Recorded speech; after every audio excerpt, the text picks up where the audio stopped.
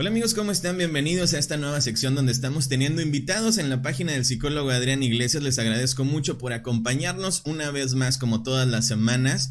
Y el día de hoy tenemos una invitada muy especial, Laura Ibarra, la licenciada Laura Ibarra, vieja conocida y amiga mía. Muchas gracias por acompañarnos el día de hoy con este tema tan importante que es la ansiedad social. Pero antes de entrar en materia con el tema, me gustaría saludarte, Laura. ¿Cómo estás? Bienvenida.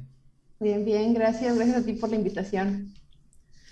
Laura, cuéntanos un poquito más de ti para que todos nuestros amigos que no te conocen sepan cuál es tu formación, a qué te dedicas, qué es lo que te desarrollas y qué cuestiones son las que estás ejerciendo actualmente. Ok. Bueno, pues yo soy psicóloga, egresada de la Universidad del Atlántico, donde precisamente te conocí, porque Adrián fue mi maestro en el tiempo en el que yo estuve en la... Ahorita me caló que dijiste una vieja conocida, como, vieja. O sea, bueno, me refería a que Es, de hace tiempo. yo sé, yo sé. Entonces ahí conocí a Adrián, bueno, me gradué de la carrera de psicología, para este entonces yo ya trabajaba como maestra de inglés, lo cual todavía hasta el momento lo llevo a la par de la psicología. Y también trabajo como terapeuta desde el 2016, he estado tratando gente. Usualmente pues me especifico más, me enfoco más en lo que es trastornos depresivos, trastornos de ansiedad, que es como que lo que más recurrentemente llega al consultorio. ¿Estás trabajando solamente con adultos o trabajas también con otros sectores de la población? Más que nada es como con lo que más trabajo, a adultos y jóvenes, uno que otro adolescente, pero no son como que mi fuerte, entonces por lo general les pregunto si prefieren ser canalizados con algún compañero mío que se especialice en adolescentes, y en lo que sí no me adentro mucho es con los niños, ahí sí O sea, nada entonces más. tu fuerte son los adultos en trastornos de ansiedad y trastornos depresivos. Ujú, más que nada, sí. Ahorita el estrés con todo lo de la pandemia también ha llegado mucha gente con estrés. Fíjate que en este sentido, yo no sé, con que para la cuestión emocional y psicológica, toda esta cuestión de la pandemia, el confinamiento, la cuarentena, fue como un boom para todas las personas que nos dedicamos a esto. O sea, yo pensaba que iba a disminuir mucho la consulta y para nada, ¿no? Ujú. Al contrario, se duplicó, triplicó y cuatriplicó el número de solicitudes y el número de personas que está buscando apoyo psicológico y terapéutico. En este sentido, ¿tú crees que este problema, a pesar de ser tan complicado, tan doloroso, tan difícil que ha sido llevarlo, en la cuestión de la terapia o de la cultura de la psicología, ha hecho como que una especie de voltear la mirada hacia ellos y que quizás con esto se pueda valorar un poco más el papel de la salud mental y emocional en las personas? Claro, sí, yo creo que concientizó bastante. Yo creo que el estigma sigue, ¿no? O sea, como quiera, el comentario este de, ay, la terapia es para los locos, etcétera, etcétera, sigue.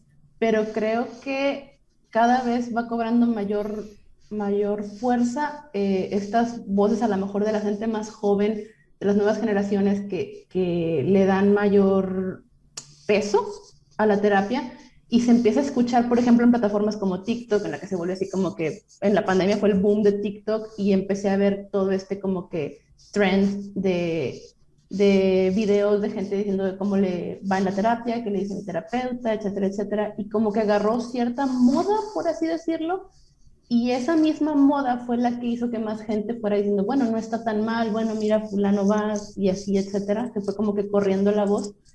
Y también el hecho de que, como dices tú, o sea, yo también pensaba que el confinamiento iba a disminuir los pacientes, pero no. El hecho de que todos estuvieran en home office o encerrados en la casa en cuarentena, abrió la posibilidad de las terapias en línea, ¿no? Con una mayor regularidad o mayor facilidad para la gente de agendar una cita, de, pues, en la comodidad de mi casa, tranquilamente en mi cuarto tengo mi sesión y, o sea, nadie tiene ni siquiera por qué saber que fui a terapia, o sea, es como que una relación a lo mejor más íntima con la terapia, y creo que sí ayudó bastante. ¿No crees que también la corriente de pensamiento vigente, socialmente hablando, influye mucho en la postura que las personas tienen acerca de la terapia? Quizás en generaciones anteriores como la mía o la de mis papás o la de mis abuelos, el expresar cuáles eran mis emociones y más emociones que se consideraban no gratas o inclusive se les llamaba negativas o a algunas personas se les sigue llamando como tristeza, vulnerabilidad, cosas de ese tipo, miedo. No estaba bien vista expresar ese tipo de cosas, ¿no? Y Sí, entonces yo creo que de ahí puede que surja esta renuencia a la cuestión de la terapia, porque en la terapia precisamente vas a abrirte a hablar de las cosas que te resultan conflictivas y muchas veces es esta cuestión de, ay no, eso es para los locos, quizás es como una manera de defenderme a mí mismo, de no entrar en cosas que me duelen o que pueden claro. resultar conflictivas de alguna manera, ¿no? Ujú, sí, claro. De hecho, hace unos días estaba en terapia con uno de mis pacientes y le encargué una tarea muy simple, era algo bastante sencillo y él mismo me dijo, es que es algo demasiado sencillo, no sé por qué siento tanta renuencia a hacerlo, era sobre precisamente expresión de sentimientos. Ujú. Y él mismo me decía, o sea, lógicamente yo sé que esto es demasiado simple, pero desde este momento siento como que no la quiero hacer. Entonces yo le decía precisamente eso, ¿no? Que es algo difícil para las personas el enfrentarnos a lo que sentimos o a lo que pensamos y que siempre es mucho más fácil voltear la cara, ¿no? Y hacerte el fuerte y decir, no, yo puedo, o no, X, se me pasa, o no sé, se me olvida, etcétera. Y cuando vienes a terapia, a veces puede parecer como que, pues, creo que en una clase tú mismo lo platicaste, ¿no? Puede parecer este asunto como que, pues nada más estoy hablando, como que, pues, ¿en dónde está el cambio? Pero al momento de que llegan a la parte del proceso en la que se enfrentan con sus emociones, la resistencia, el mismo hecho de ellos sentir la resistencia les está demostrando que están llegando a un punto importante, ¿no? Y que a pesar de que puede superficialmente parecer algo muy simple, es algo muy trascendental y es algo que llega a partes muy profundas pues de los sentimientos y de los pensamientos y del ser en general, ¿no? Claro, ¿no? Y en terapia decimos que la resistencia precisamente marca un camino, ¿no? Donde la gente no quiere ir exactamente, allá es, para ese rumbo. Ajá. Laura, ¿qué opinas tú acerca del papel que juegan las personas cercanas a las personas que están pensando en ir a terapia o que van a terapia? Muchas veces se ve mucha resistencia o comentarios de ellos como ¿para qué vas? O no tienes que ir a que alguien te diga qué hacer o inclusive cuando ya están en terapia, muchas veces son atacados con cuestiones como, y eso que estás yendo a terapia, ¿no? Cosas de ese tipo. ¿Qué opinas del rol que juegan estas personas? Sí, yo creo que definitivamente es un rol bastante importante. Yo creo que influye demasiado, te digo, tanto de manera positiva como de manera negativa, pero en definitiva sí importa mucho, sobre todo, no sé, a lo mejor tu pareja o tu mamá o tu papá que están en tu círculo cercano, que de repente tengan este tipo de comentarios como, es que para qué vas a ir a gastar, o es que para qué vas a ir a exponer nuestra vida, a contar nuestras cosas, no se tienen que enterar, lo podemos platicar nosotros. Sobre todo los padres, yo creo que tienen mucho esta tendencia a todo se tiene que quedar aquí en la casa, y no tienen por qué enterarse. Y pues la pareja, cuanto y más, ¿no? De repente está este miedo a como que qué van a decir, van a hacer que me dejes o van a pensar que somos tóxicos, etcétera, etcétera. Pero todo parte del miedo, ¿no? Parten del miedo de ser juzgados. Este, ¿Y no crees que también como que de quedar mal parados en la situación?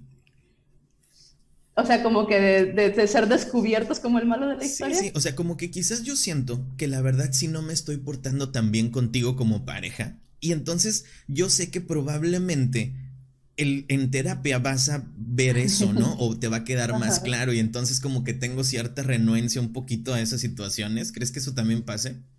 Claro, yo creo que sí. Aparte también quizás hasta cierto nivel lo vean como el hecho de tomar yo las riendas de mis emociones el control de mis emociones, por así decirlo, lo vean como una especie de empoderamiento y también es como que te me vas a ir de mi control, ya no te voy a poder manejar de la misma manera. También quizás vaya por ahí, ¿no? Es posible. Ok, ¿te parece si entramos ahora sí de lleno en el tema del día de hoy? Ansiedad social. Cuéntanos un poquito, danos una introducción, un planteamiento de qué es la ansiedad social y cuál es la relevancia para la vida de las personas y en general para nosotros como sociedad. Sale. Bueno, yo creo que la ansiedad social tiene mucha relevancia al menos desde mi punto de vista, porque es algo que se ve muy comúnmente y yo creo que cada vez se va viendo más comúnmente. Estaba precisamente repasando el tema cuando te lo comenté que quería hablar de esto, este, y algunos estudios dicen, lo marcan como la tercera situación más recurrente para gente que se acerca a terapia, ¿no? Es como que entre el tercero de los más comunes. Y pues es precisamente esa situación de renuencia o incluso de fobia a toda interacción social con una o más personas extrañas, ¿no? Que no sean familiares. Me da miedo, por ejemplo, y es que lo veo bastante, sobre todo en los jóvenes, ¿no? Me da miedo hablar al restaurante para encargar una pizza, ¿no? Me da miedo, este, tener que presentarme a una oficina y tramitar algo. Me da miedo hablar en público, obviamente. O sea, todo este tipo de situaciones en las que yo soy el centro de atención con gente que no conozco y tengo un miedo exagerado a ser juzgado o a equivocarme y quedar en ridículo, etcétera, etcétera, ¿no? Y te digo, siento que es algo que cada vez veo más comúnmente, incluso en algún punto de mi vida yo llegué a sentir esto, ¿no? Como que, no sé, como que no quiero hablar por teléfono, no quiero, ¿qué voy a decir? ¿Qué tal si se ríen? ¿Qué tal si lo hago mal? Etcétera, etcétera. Sí, me Ok. parece un tema muy interesante. Entonces podríamos decir que la ansiedad social es que un miedo desproporcionado a Mm. las situaciones donde estoy expuesto socialmente. Ujú. Sí, sí, sí. Te digo, miedo al ridículo, miedo a equivocarme y ser juzgado por ello, miedo a quedar como tonto, todo ese tipo de pensamientos que pasan en tu cabeza a la hora, que quizás todos en cierta manera lo tenemos, ¿no? A la hora de hacer algo nuevo o hacer algo que te pone en el foco, todos tenemos cierta resistencia, pero el problema es cuando esa resistencia se vuelve un miedo que no te deja actuar, ¿no? Y prefieres quedarte, encerrarte, retraerte. Entonces, como resultado de ese miedo, de esta ansiedad que sentimos a la exposición, esto resulta en que en conductas evitativas que terminan siendo perjudiciales para nosotros, o sea, no quiero salir, no quiero ir, no quiero interactuar por este Ujú. miedo y entonces esto me va que quitando oportunidades, empieza a afectar mi vida en diferentes áreas. Claro, en diferentes como el trabajo, las amistades, las relaciones, en todo ámbito social de tu vida, ¿no? De hecho, estaba viendo que no sé si se deriva de la misma ansiedad social o es un trastorno independiente, pero tienen síntomas muy, muy similares. Trastorno por evitación o evitativo, algo así Trastorno lo evitativo. mencionaban. Ujú. Y era pues básicamente lo mismo, la única diferencia era que la persona con trastorno evitativo se consideraba incompetente, ¿no? A lo mejor tiene un poco que ver con esto del síndrome del impostor, de que yo considero que no soy apto para esto, no lo sé hacer, la voy a regar, voy a quedar mal yo. Por ejemplo, en este caso, no voy a quedar mal yo y voy a hacer quedar mal a Adrián, por decir algo, ¿no? Y ese miedo me hace mejor cancelar la llamada, o por dar un ejemplo. En cambio, la ansiedad social es saber que yo puedo hacer algo, tengo la capacidad y tengo algo que aportar, pero qué miedo, qué tal si me equivoco. Pero no, yo creo que a lo mejor alguien lo puede hacer mejor y mejor me quedo aquí calladita. Entonces, esa era como que la diferencia entre una y otra cosa, pero ambas te privan de la posibilidad pues de estas interacciones sociales, precisamente como mencionabas.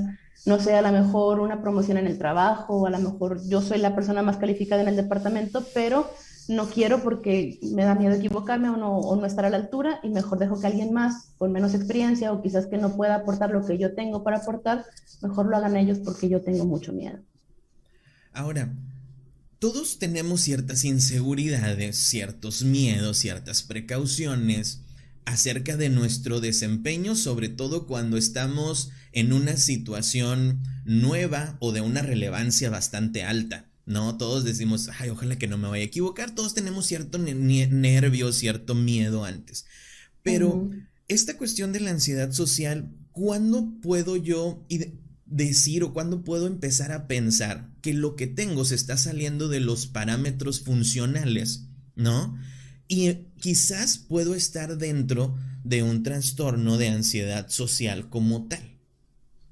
Yo creo que bueno, yo creo que el punto principal que debe ser como que la alarma en tu cabeza es el miedo, ¿no? Si tú sabes que estás sintiendo miedo de que hay sudoración, hay dolor en el estómago, no sé, quizás incluso mareo, todo este tipo de O sea, síntomas como de los... somatizaciones, cuando empieza a haber Ajá, síntomas físicos. así es, ese ya sería como que mi primer alarma, ¿no? Pero aparte yo creo que si te deja un sentimiento de tristeza o de remordimiento el no haber hecho algo, como que es que sí quería, pero algo me lo impidió. Yo Ok. creo que ahí ya, o sea, tú necesitas buscar ayuda. No, no precisamente porque estés, no ponerle la etiqueta como que es que estás enfermo o es que necesitas tratamiento psicológico. A veces las palabras pesan mucho en la gente y como que ese mismo etiquetado que ellos se ponen los hace no externarlo porque les, volvemos a lo mismo, les da vergüenza. En cambio, si lo ves nada más como, pues necesito buscar ayuda con alguien con quien hablar, alguien que me oriente, alguien que me escuche, este, a lo mejor se oye menos grave o denso el término, pero yo creo que esas dos cosas, ¿no? El miedo y la tristeza después de por no haberme atrevido a hacer algo que sí quería, pero no pude por X o Y razón, a mí me alentarían a buscar ayuda. En los manuales se habla mucho para clasificar la cuestión de los trastornos de la funcionabilidad, ¿no? O sea, Ujú. en tanto seas funcional, como que todavía no entras en la cuestión de Ajá, trastorno, ¿no? En cuanto la ajá. funcionalidad se empieza a ver afectada, entonces ya va subiendo de nivel dependiendo qué tan funcional o no seas. ¿La funcionalidad es algo que determinaría esta cuestión también? En mi opinión, no, en mi opinión, ¿no? Quizás, pues obviamente, si llega un punto en el que ya no eres funcional dentro de tu círculo social, obviamente Ujú. necesitas acudir a buscar ayuda, pero ¿por qué esperarte hasta ese punto? O sea, ¿por qué esperarme hasta que ya no puedo más? Y creo que muchos pacientes hacen eso, no llegan y siempre es como que la primera sesión es desbordante emocionalmente porque vienen precisamente, ¿no? Llenos, con todo esto como que encapsulado o embotellado dentro de ellos. Pero ¿por qué esperarte hasta que ya no puedas más? ¿Por qué no ver la terapia como un hábito, ¿no? Como ir al dentista cada 6 meses a una limpieza, X cosa, ¿no? O sea, voy a un chequeo, ¿por qué no ir a terapia de manera recurrente? Quiero ir a desahogarme, quiero ir a escuchar a alguien más o escuchar mis propias ideas rebotando, ¿no? Con la palabra, con la persona en la conversación, escuchar mis palabras y llegar a conclusiones yo misma y hacer cambios en mi vida, porque tiene que ser visto como que hasta que no precisamente el manual diga que ya no puedo más, entonces voy y yo busco ayuda.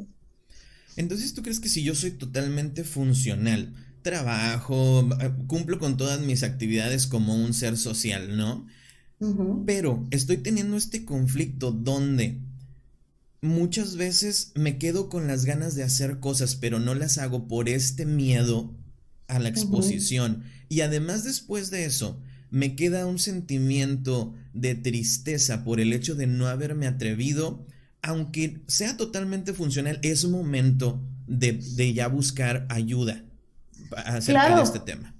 claro, porque imagina el potencial, o sea, si así, cargando con esto, como que en mi mochilita, como quiera puedo ser funcional, imagínate si no tengo este peso, si no vengo arrastrando estas cargas y me siento libre de ser yo y de poder mostrar al mundo lo que yo tengo para ofrecer, imagínate el potencial que tienes, ¿no? Las capacidades que tienes. Aparte de que tú te vas a sentir mejor, le das la oportunidad al mundo de ver lo que tú tienes para ofrecer. Entonces, como que ganar, ganar, ¿no? Esta perspectiva es muy importante, ¿no? Que se desarrolla más o menos en los años 60, donde se empieza a considerar la terapia no solamente para personas enfermas o con trastornos, ¿no? Sino que todas las personas sanas se pueden beneficiar mucho del potencial y del desarrollo personal que se puede encontrar dentro de la psicoterapia. Y hace rato Ujú, decías algo muy, muy importante y que creo que es valioso mencionarlo. La cuestión de la etiqueta, ¿no? Muchas personas llegan al consultorio buscando un diagnóstico como tal, ¿no? Dígame qué tengo, ujú. ¿no? Dígame por qué soy así, dígame qué tengo. Y en una experiencia personal, no sé si coincidas con esto, muchas veces el ponerle un diagnóstico o una etiqueta a una persona, muchas veces hace que se corresponda aún más con las características del trastorno. O sea, tenía síntomas, no tenía síntomas, pero cuando ya le dices que tiene un trastorno, empieza a tener más síntomas que se corresponden al trastorno que antes. ¿Qué tan útil o no crees tú que es la cuestión del diagnóstico ortodoxo dentro de la Ujú. psicoterapia? Y no, y deja tú, yo creo que si les dices, o sea, por ejemplo, no sé, por dar un ejemplo, tienes tendencias depresivas, la persona va y busca en Google depresión y es como que empiezan a hacer un check de su lista, ¿no? Sí, sí, sí, sí, sí, y se empiezan a autoconvencer incluso a maximizar lo que ellos puedan ya estar presentando y empiezan a vivir como que, como que lo ven como una profecía, ¿no? Se tiene que cumplir, tengo que llenar este requisito. Como que adoptan el papel.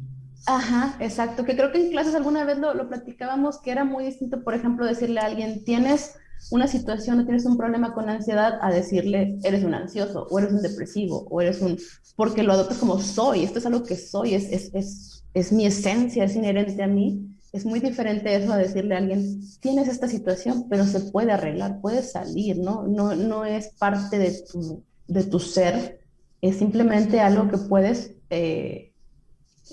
overcome, o sea, sobresalir, salir de ello, ¿no? Puedes salir adelante. Ok. Cuéntanos un poquito más acerca de dónde surge o cómo es que se va gestando esta cuestión de la ansiedad social. ¿Es algo con la que las personas nacen? ¿Es algo que depende de la crianza, de la experiencia? ¿Cómo es que se va formando esta situación? Pues mira, hay varios estudios, y hay muchas como que teorías, ¿no? Dicen que hay cierta porcentaje que dice que tiene que ver con lo genético, que ya es algo como que viene predispuesto, que si tus padres tenían problemas de ansiedad social, es muy probable que tú también los tengas, pero también tiene que ver el factor ambiental, la crianza, incluso el bullying, o sea, como el entorno en el que te desarrollas, todos esos factores pueden de una u otra manera afectar. Entonces no está 100% dicho como que esto aquí es exactamente la causa, pero sí se sabe que es más común en mujeres y que es más común entre los 15 y los, no sé, 20 y algo. O sea, la parte en la adolescencia y la juventud se da mucho más. Ok. Y eso mencionabas tú también hace rato, ¿no? Decías que lo veías mucho en jóvenes, este tipo de situaciones. Ujú. ¿Qué opinas? No sé si esto tenga que ver como tal, pero por ejemplo, yo he visto últimamente que existe mucho una cultura, ¿cómo decirlo? Como del deber ser colectivo, ¿no? Como Ujú. que alguien marca una tendencia y todos los demás, al momento de esa tendencia ser aceptada, todos los demás se adhieren a esa tendencia. Por ejemplo, hablemos un poquito de TikTok. En TikTok, un güey crea un trend y los otros millones y millones y millones hacen exactamente lo mismo miles de veces todo Ajá. el tiempo, ¿no? O usas el mismo audio, ya ni siquiera hablas tú, nada más. Exactamente. O, por ejemplo, hace poco yo veía que se pintaban los dos mechoncitos de aquí de enfrente de un color muy llamativo y lo demás como que normal, o la parte de abajo del pelo, y como que era algo que todos hacían. Entonces me quedo pensando cómo algo que marca lo que se supone debe ser, cómo te debes ver, lo que debes hacer, lo que debes de opinar, Ujú. puede aportar esta situación, porque qué tal si yo no soy así, no me queda eso, no hago eso o no opino lo mismo, y quizás puede ser que me dé miedo el rechazo social, el rechazo de los demás al momento de no corresponderme con lo que los demás hacen. ¿Esto, Ujú. esto encajaría en este tema?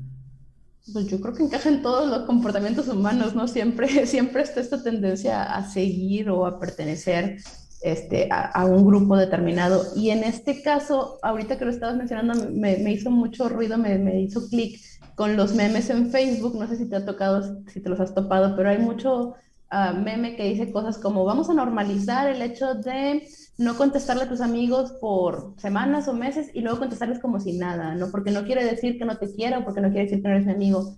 Y hasta cierto punto está bien, o sea, sí, porque volviendo a esto de que hay mucha gente con ansiedad social, supongamos que tú me mandas un mensaje y a mí me da mucha ansiedad contestarte, entonces pasan una semana, 2 semanas y conforme va pasando el tiempo se me va haciendo más difícil contestarte porque qué vergüenza que te dejen visto y puedes perder amistades y esto aísla más a la persona. Entonces, en parte está bien, pero también estás normalizando eso, entonces se va a volver algo como que, pues X, no le contesto, evado esta situación y no pasa nada. O normalicemos el hecho de cancelar planes, eso a mí en lo personal sí me molesta porque me lo han hecho muchas veces, ¿no? De que haces un plan y bueno, va, la próxima semana y un día antes confirma, sí, sí, sobre sí, y 2 horas antes te dicen, ¿sabes qué? Siempre no, es que se enfermó mi abuelita, es que X cosa, ¿no? Cualquier pretexto, pero puede que en algunos casos sea cierto, pero hay mucha posibilidad de que sea precisamente esta ansiedad social, ¿no? De no quiero salir, no quiero interactuar, no me siento con el ánimo, etcétera, etcétera.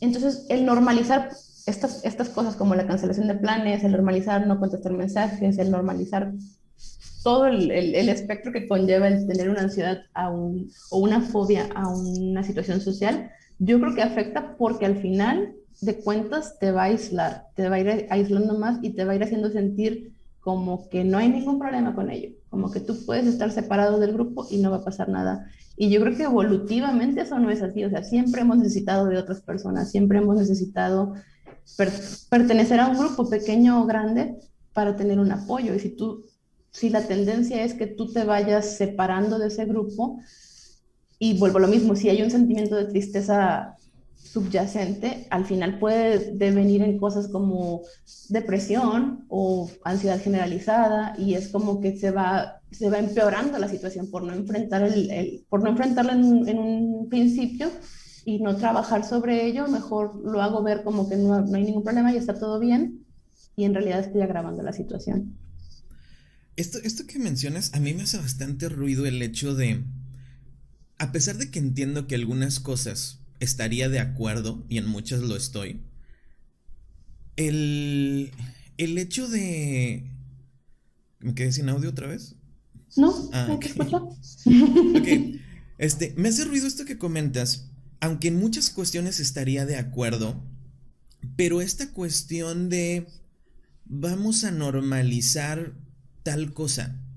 ¿Por qué deberíamos todos de normalizar algo con Ajá, lo que tú te sientes más cómodo o porque tú te sientes más cómodo, ¿no? exactamente. O sea, Ujú, para mí sí la cuestión es de las cancelaciones o la puntualidad, o sea, es algo que realmente tengo un conflicto con eso en algún punto, o sea, realmente creo que ajá, la puntualidad es el respeto a los acuerdos y al tiempo tuyo y de los demás, ¿no? En ujú, ese claro. sentido, igual el hecho de cumplir los compromisos establecidos.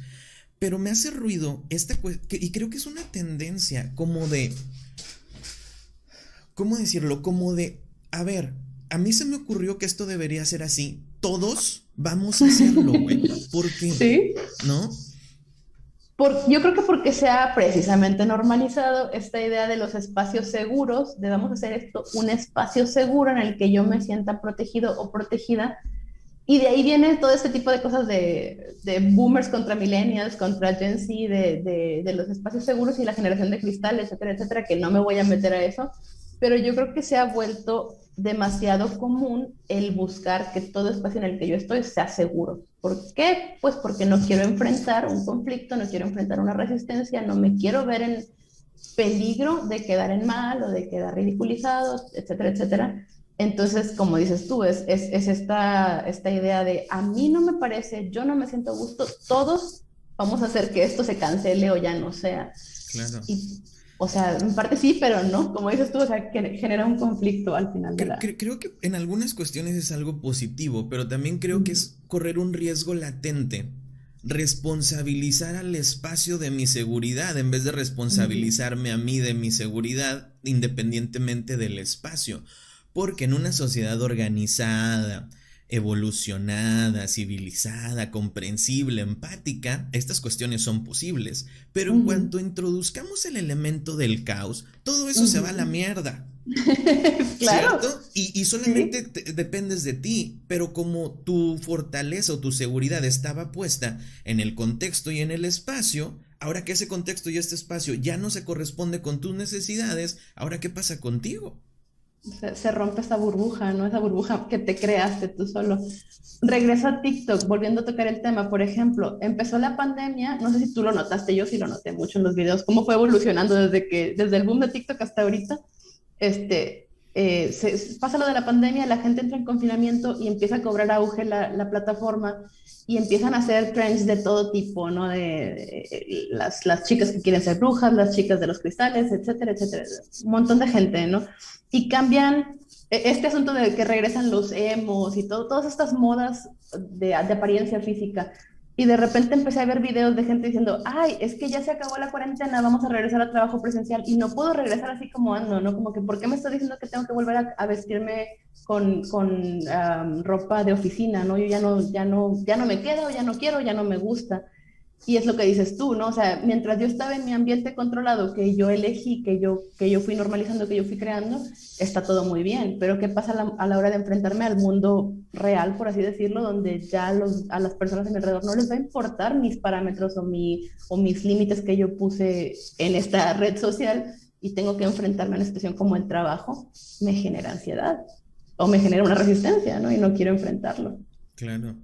Esta cuestión de la ansiedad es básicamente que una especie de precaución ante el rechazo llevada a un extremo, ¿no? Es como empezar a crear paredes para que nada me haga daño, pero al mismo tiempo estos muros que hice a mi alrededor para protegerme, al mismo tiempo me encierran, me limitan y me privan de Claro. experimentar todo un mundo, ¿cierto? Ujú.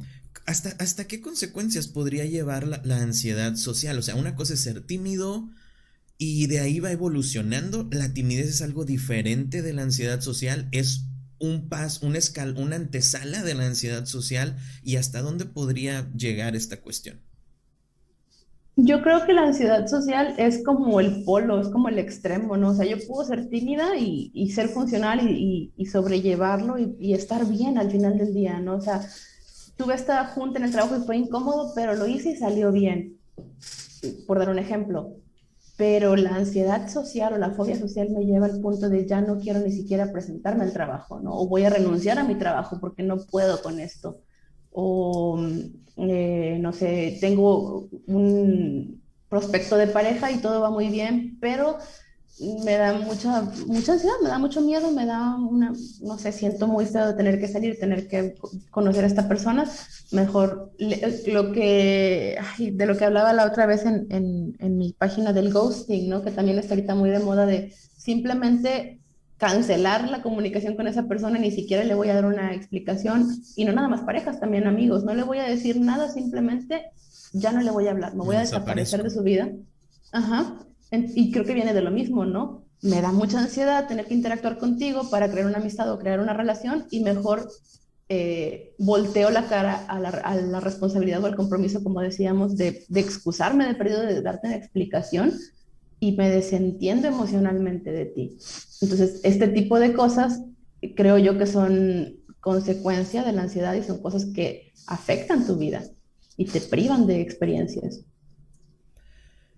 Una vez, en una conversación con una conocida, me comentaba que su esposo estaba pensando en renunciar a su trabajo, porque en su trabajo les hacían un pastel cuando cumplían años y su cumpleaños estaba próximo y como a él no le gustaba ser el centro de atención y en su cumpleaños le iban a poner un pastel y él iba a estar en medio y todos iban a estar ahí, la persona estaba considerando seriamente renunciar a su trabajo solo para no tener que pasar por esa experiencia de ser el centro Ujú, de atención en un momento dado, ¿no? ujú, Esta cuestión viene también de una especie de autovaloración, o sea, como poner mi valor como persona en la reacción o en la postura que tomen los demás hacia mí. O sea, yo valgo en medida que te agrade o que tú me aceptes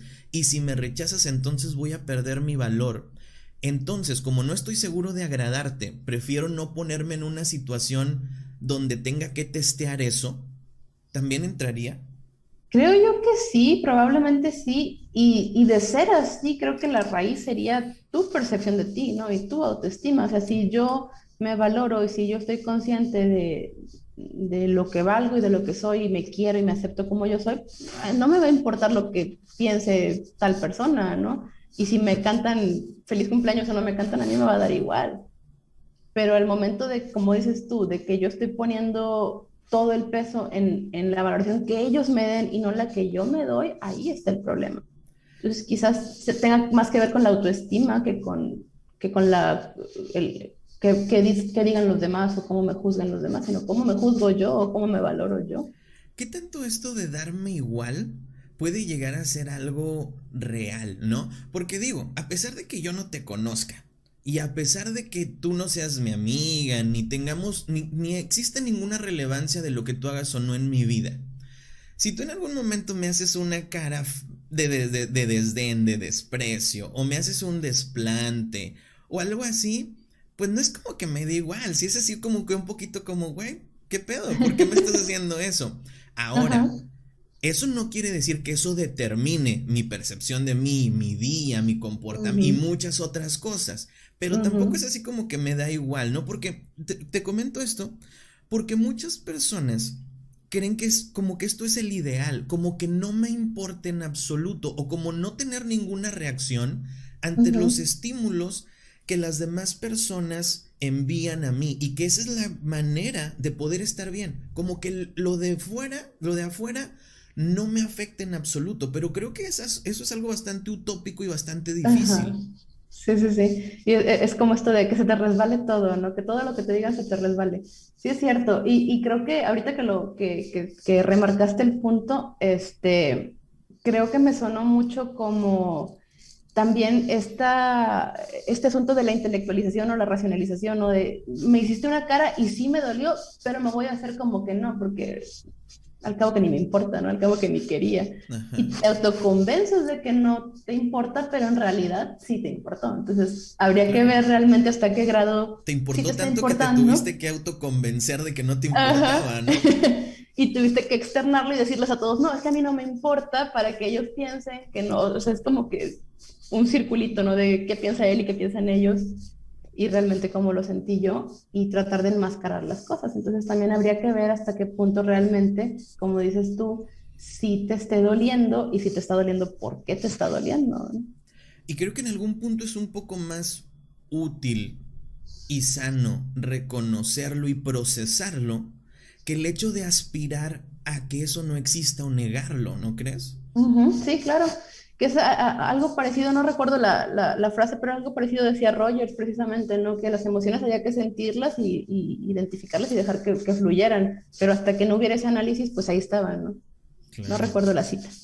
Ahora, hace un poco mencionabas que esta cuestión de la ansiedad social se desarrolla más entre los 15 y veintitantos años, prácticamente entre la adolescencia, en esta parte donde dejas de ser niño, pero tampoco eres adulto, donde empieza a formarse tu identidad, donde empiezas a adherirte más o a darle más importancia a la cuestión de pertenecer a un grupo social, de ser atractivo, de ser aceptado por los demás también, ¿no? Que es una necesidad humana el hecho de pertenencia, obviamente. Ujú. Pero, qué tanto impacta en este tipo de situaciones de ansiedad social la etapa de desarrollo en las que están las personas en esas edades? ¿Y cómo se están manejando los parámetros sociales de aceptación actualmente? Que tienen muchísimo que ver pues con las redes sociales actualmente, ¿no? O sea, ahorita prácticamente me pasó, hace poco leía algo y escuchaba no me recuerdo a quién hablar de esto, decía que en TikTok, por ejemplo, ya ves que hay esta opción de belleza donde te puedes suavizar la piel, te afilas la nariz, te haces, ¿no? Y quedas guapo, ¿no? Te ves guapo en la aplicación de TikTok. Pero después te tomas una foto con la cámara normal del teléfono y resulta que no te gustas. Chingado, Ajá. o sea, no me gusta lo que estoy viendo. Y me veo en el espejo y menos me gusta lo que estoy viendo. Entonces parece que se crea una especie de disociación o una división de quién soy, ¿no? Porque a mí me gusta ser el que veo con estas modificaciones, de este ángulo, con Ujú. este filtro, pero después, cuando eso se apaga y yo volteo a la percepción del mundo real, por decirlo de alguna manera, resulta que ya no me gusto y eso me crea un conflicto y entonces parece que quiero siempre estar siendo el que se supone que soy dentro de un mundo virtual y creo, o muchas veces así es, que pareciera que soy más aceptado y más reconocido siendo ese que siendo el que Ujú, soy afuera. Esta cuestión, claro. ¿cómo impacta para los jóvenes dentro de este tema? Pues yo creo que de gran manera, ¿no? Volviendo al tema de esta situación me genera una resistencia. Yo creo que, como dices tú, o sea, en línea, en redes, es mucho más probable que yo sea aceptado porque puedo segmentar quiénes ven mi contenido. O sea, yo sé que si yo publico un TikTok y le pongo los hashtags adecuados, el grupo de gente que es afín a esto lo va a ver y voy a recibir aceptación y voy a recibir cumplidos y voy a recibir el chorro de dopamina que viene con ello. Claro. Pero si yo salgo a la calle y resulta que salgo sin filtro, sin maquillaje, en pijamas o no sé, y me siento mal conmigo mismo, obviamente no voy a tener la misma confianza ni el mismo desempeño que tendría en un video en el que yo tengo controlado tanto la luz como el ángulo, como lo que voy a decir, como la duración y todo lo demás. Obviamente mis niveles de ansiedad van a subir, obviamente me voy a sentir a la defensiva, obviamente voy a pensar que me van a atacar. ¿Por qué? Porque yo lo estoy haciendo, porque yo, como dices tú, yo prefiero al yo que tiene el filtro y que tiene el ángulo y la luz. Pero como acá no me gusto, yo voy a asumir que a los demás tampoco les voy a gustar. ¿Qué puede hacer alguien, por ejemplo? ¿Cómo yo puedo saber, yo siendo una persona adulta o un joven, que me considero un tanto introvertido, pero quizás muchas veces racionalizo mi timidez o mi situación social con el hecho de culpar a los demás, ¿no? Por ejemplo, hay muchas veces que dicen, ay, no, es que son unos ridículos, yo por eso no hago esas cosas, o no, no, no, son unos argüenderos, yo no ando en esas cosas, ¿no? Como una manera de justificar mi renuencia a ese tipo de cosas. ¿Cómo yo podría darme cuenta en algún momento? ¿Qué focos rojos podría yo quizás voltear a ver o reflexionar sobre ellos para darme cuenta que quizás esté padeciendo o esté transitando por una situación de ansiedad social? A ver, no entendí muy bien la pregunta. ¿Cómo estuvo eso? Sí, sí, yo sin tener ninguna preparación psicológica ni académica ni nada, ¿cómo puedo saber que yo tengo ansiedad social? ¿En qué cosas me puedo fijar para decir, ah, cabrón, a lo mejor puede ser que yo tenga un problema de ansiedad social? Ok, ok, bueno, pues yo creo que para empezar es esta resistencia a salir e interactuar con gente que no conozco. O sea, si para mí es mucho más fácil, por ejemplo, ahorita platicar en línea con mis 3, 4, 5 amigos en Discord, en vez de salir a un bar o a, bueno, ahorita ponle tú que con la pandemia es más difícil, pero en vez de salir a la casa de alguien y hacer una carne asada o X cosa, me agrada la idea, pero no me atrevo, mejor aquí en la casa, yo creo que sí es un factor. Otro factor que yo estaba por ahí leyendo era que la gente muchas veces cuando es funcional porque se apoya de ciertos factores como por ejemplo el alcohol o no sé, algún tipo de droga que te haga sentirte relajado y que te haga sentirte desinhibido. Si yo no puedo interactuar con gente, si no estoy con una cerveza en la mano, a lo mejor sería como que un foco de alarma, ¿no? ¿Por qué Ok. no puedo si no estamos tomando? O sea, necesito algo que me estimule para poder convivir de una manera adecuada con otras personas, ya sea Ujú, algún tipo de droga, ¿no? Llámese alcohol o cualquier otro tipo de droga. Ok. ujú, así es. Creo que ese sería un foco bastante rojo porque creo que es muy común y sobre todo en los jóvenes, ¿no? Y lo normalizan precisamente como que, pues es que, o sea, no es que yo sea alcohólico, no es que yo tenga una dependencia, es que, pues es una fiesta y en la fiesta se toma, ¿no? No tiene por qué. Digo que tampoco está mal, no es que esté satanizando el alcohol, pero si lo ves precisamente como una muleta, porque Ok. sin esto no puedo, ahí ya hay una alarma en la cabeza, ¿no? Que también podría desarrollarse en una dependencia al alcohol muchas Claro. veces, ¿no? Para hacer ciertas cosas. Ujú, así es. Y no nada más el alcohol, digo, ahorita está entre los jóvenes también muy normalizado el uso de diferentes sustancias, ¿no? Tanto la marihuana como ahorita traen muy de moda el LSD, no sé por qué de repente fue como que, Es ay, es algo Netflix. como si no hiciera daño, como si fueran dulces, y lo ven ya como que precisamente algo para divertirte o relajarte o distraerte. Y también volvemos a lo mismo, puede llegar el punto en el que ya no sea para poder ser funcional en situaciones sociales, sino porque dependo ya de esta sustancia. Fíjate, no sé si tú lo has notado o no, pero pareciera, bueno, quizás es una idea conspiranoica mía, pero Ujú, pareciera que Netflix de repente tiene una cierta agenda de temas, ¿no? En donde ajá, sus películas y sus recomendaciones van dirigidas hacia algo, ¿no? Yo hace ujú. poco vi en Netflix como 4 o 5 documentales que tenían que ver con el LSD y todos hablan con una postura a favor del LSD. Como que no es tan Ajá. peligroso, inclusive puede ayudarte en esto y el otro, ¿no? Que inclusive yo viéndolos Mm. me dio mucha curiosidad, dije, ¿no? Sí, Me están convenciendo. ajá. Pero ¿qué tanto también este tipo de cuestiones, o sea, las cuestiones que tienen influencia sobre las personas pueden determinar cuáles sean sus acciones y su postura frente a todos estos temas, ¿no? Influye mucho, ¿no crees? Sí, claro, todo lo que sea los medios de comunicación, yo creo que influencian bastante, tanto Netflix, las plataformas de streaming, como las plataformas de redes sociales como Facebook, como Twitter, como TikTok, y sobre todo en los jóvenes, ¿no? O sea, que son personas que están precisamente en esta búsqueda de identidad, búsqueda de su propia personalidad o lo que, la esencia, son muy dados a experimentar, que está bien, porque pues a través de la experimentación es como van a descubrir realmente lo que les gusta, pero como dices tú, de repente está como que agenda que a lo mejor está por ahí secreta, que les va dictando como que qué camino seguir, pues sí puede ser un peligro. ¿Existe alguna manera de que alguien con problemas de ansiedad social pueda manejar su situación de una manera autónoma? O sea, ¿yo existe algo que yo pueda hacer como para tratar de abordar mi ansiedad social sin acudir a un terapeuta o tomar un proceso terapéutico de manera formal?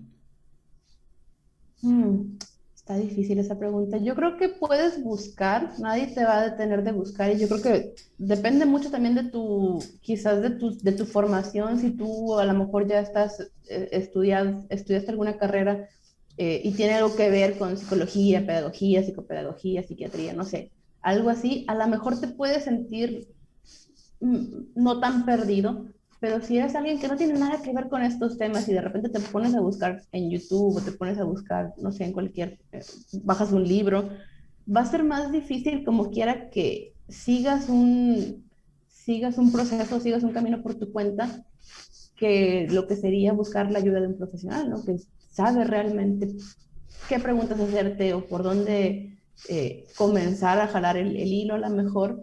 Yo creo que al final de cuentas siempre es mejor buscar a un profesional, no nada más para los temas mentales en general, o sea, también es como si dijeras, no sé, si me enfermé, será mejor que me haga un remedio o será mejor que vaya al doctor? Pues a lo mejor si es algo, no sé, una gripa, a lo mejor no te pase nada, pero si es algo que requiere una cirugía, sería mejor que estuvieras con un profesional. Lo mismo aplica aquí, ¿no? Sí, claro. Entonces sí, yo creo que siempre es mejor acudir con un profesional, ¿no? Y yo creo que es que también ahí entra mucho el asunto de los psicoterapeutas. No recuerdo si fue Jackie el que alguna vez nos dijo que psicoterapeutas había, no sé, zapatos en el mundo, ¿no? No todos se iban a quedar, tú tenías que buscar dónde tú te sientas a gusto, ¿no? No porque a lo mejor fuiste con un terapeuta y no te sentiste cómodo, quiere decir que con otro no te vas a sentir bien. Y no precisamente porque el terapeuta sea malo, sino que simplemente quizás no hubo ese clic, no hubo esa comunicación, no hubo, no se creó el rapport adecuado, pero siempre puedes buscar otra alternativa, otra segunda opinión, como también pasaría con un médico general, ¿no? No me gustó el diagnóstico que me dio, voy a buscar otra opinión. Lo mismo acá. En tu experiencia, qué tan fácil o complicado es un proceso con una persona con ansiedad social? A lo que voy es, si precisamente mi problema es exponerme ante otros, Ujú, ¿cómo voy yo a hablar precisamente de todas esas cosas que me dan miedo, que me desbordan emocionalmente y precisamente exponerme y ujú, abrirme ujú. delante de un terapeuta, ¿no? O sea, ¿qué tan complicado o qué tan no complicado es esto? O sea, una persona con ansiedad social llega y qué tan difícil es que se abra al proceso terapéutico. Uy, ahí hay varios puntos, creo yo, pero volviendo a lo de la pandemia, creo que la pandemia en ese punto específico facilitó, porque vuelvo a lo mismo, es muy diferente abrirme emocionalmente en la comodidad de mi casa, frente a mi computadora, que tener que salir de mi casa, ver a gente en el camino, interactuar con extraños y llegar a un consultorio donde no conozco, con un terapeuta que no conozco y sentarme en un espacio que no conozco y ser honesto, ¿no? Y decir las cosas. En cambio, poder hacerlo tranquilamente desde mi casa me hace sentir en más comodidad o en más seguridad, y eso puede hacer que sea más fácil. Ahora, yo también noto mucho que para las mujeres es más fácil expresarse que para los hombres.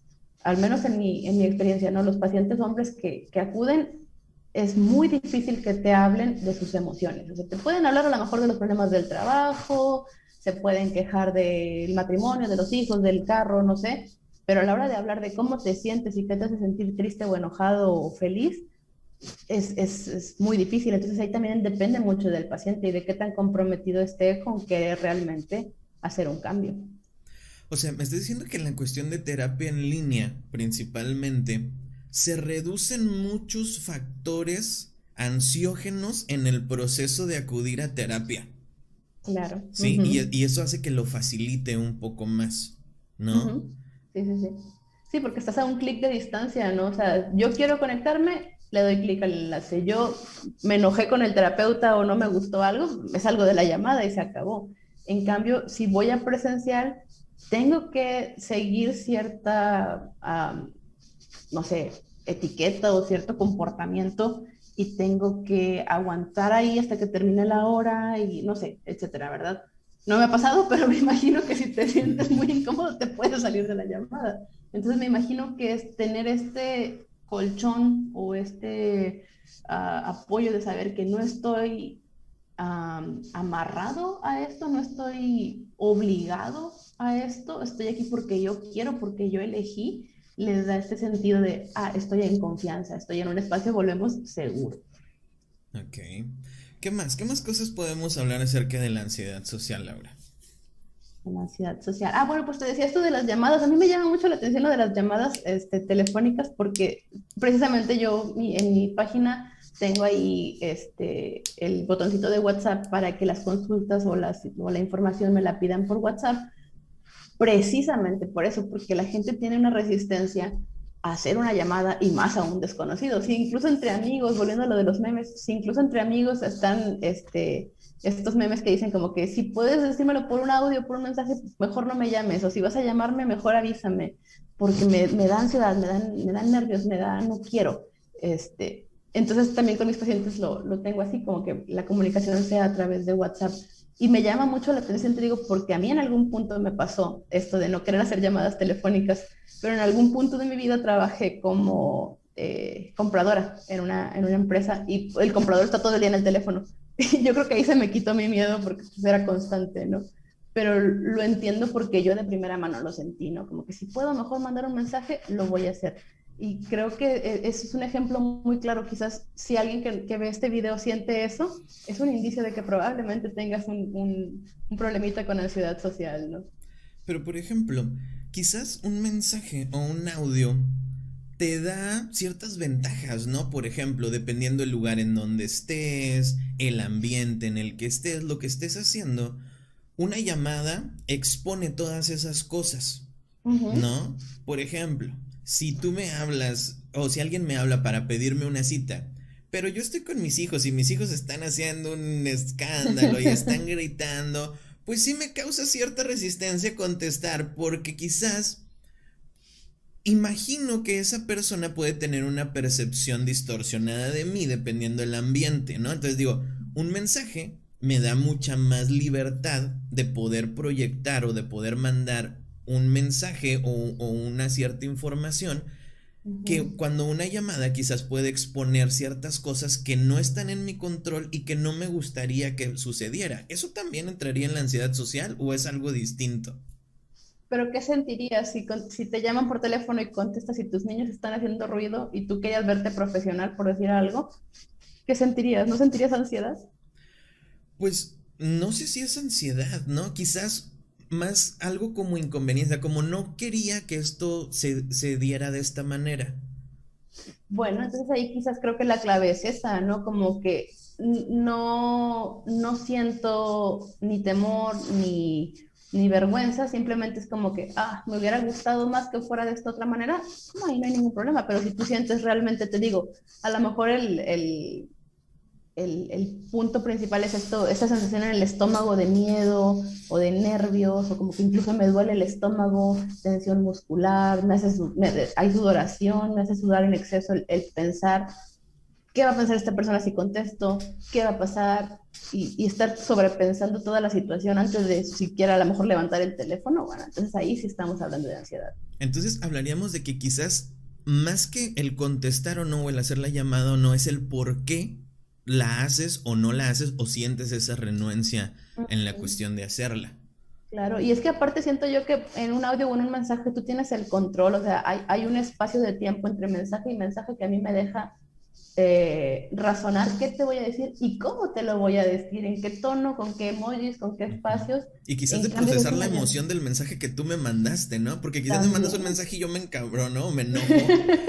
Y el mensaje me da tiempo como de procesar ese enojo y repensar la situación y ya contestarte de una manera a lo mejor más asertiva o más adecuada. Ajá, pero volvemos al asunto de los espacios seguros, o sea, yo me siento más seguro en este espacio. Sí, sí, sí, claro. Entonces, sí, definitivamente. Por ahí va. Vale, muy bien. Ahora, ¿qué recomendaciones le podrías hacer a las personas que pueden sentirse identificadas con todas estas cuestiones que hemos estado hablando, que tienen este miedo a la exposición, que sienten este miedo irracional, que no se atreven a hacer muchas cosas por este miedo precisamente y que después de no hacer las cosas sienten esta sensación de tristeza, de remordimiento por no haberse atrevido?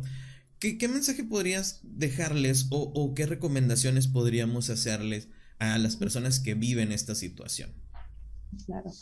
Bueno, yo creo que para empezar habría que, bueno, yo quisiera mencionarles que desde mi óptica, desde mi perspectiva, es triste hasta cierto punto que tú te estés privando y estés perdiendo estas oportunidades, ¿no? Entonces, si realmente tú sientes, volvemos al asunto de la tristeza o el remordimiento o el arrepentimiento después de cancelar un plan o después de no atreverte a algo que te hubiera gustado hacer, busques ayuda.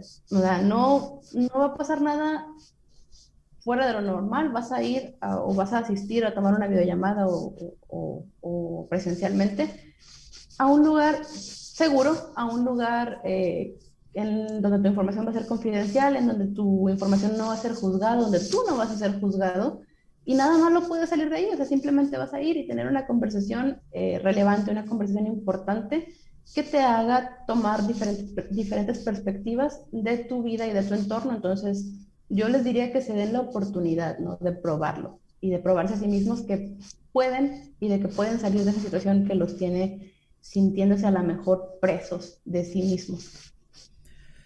Vale, Laura. Pues muchas gracias. Quizás en otra ocasión deberíamos hablar un poquito acerca de qué es o cómo es la experiencia de la psicoterapia, porque también creo que existen muchos mitos o muchas expectativas acerca de, ¿qué es la terapia? Y eso hace muchas veces que las personas Ajá. quizás también no se atrevan o tengan un poquito más de renuencia a asistir a este tipo de situaciones. Pues bueno, te agradezco mucho el hecho de habernos acompañado. Muchas gracias por acompañarnos, muchas gracias por compartir todos estos temas con nuestros amigos. ¿Algo con lo que quieras cerrar?